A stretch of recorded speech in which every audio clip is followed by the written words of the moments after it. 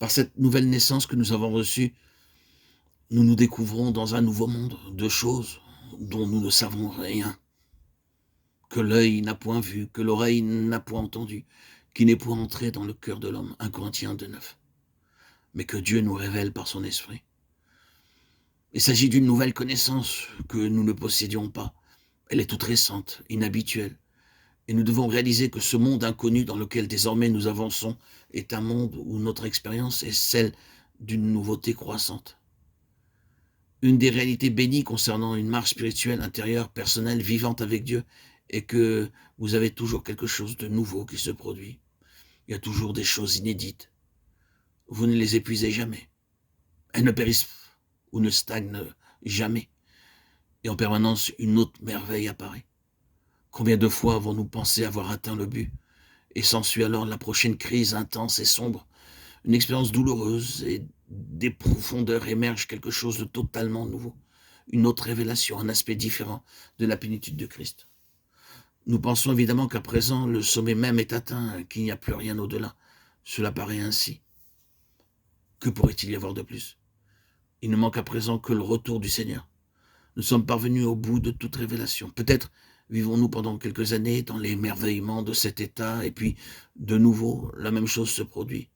Nous descendons dans les profondeurs et tout semble avoir disparu. Et de cette expérience sort quelque chose de plus, qui n'avait jamais été là auparavant. Et encore une fois, nous demandons s'il peut y avoir quelque chose au-delà de cela. Nous avons eu suffisamment d'expériences similaires pour nous rendre compte qu'il doit y en avoir encore beaucoup plus. Nous n'atteignons jamais la fin, c'est le miracle de cette vie. Tout est ouvert, tout est possible, s'il y a un libre accès pour Dieu. Maintenant, pourquoi tout cela? Selon la loi des premiers-nés, c'est ce qui est une vraie vie. Ce n'est pas quelque chose qui est simplement une question d'enseignement religieux, de vérité, de doctrine et d'interprétation, fixant la vérité et la cristallisant.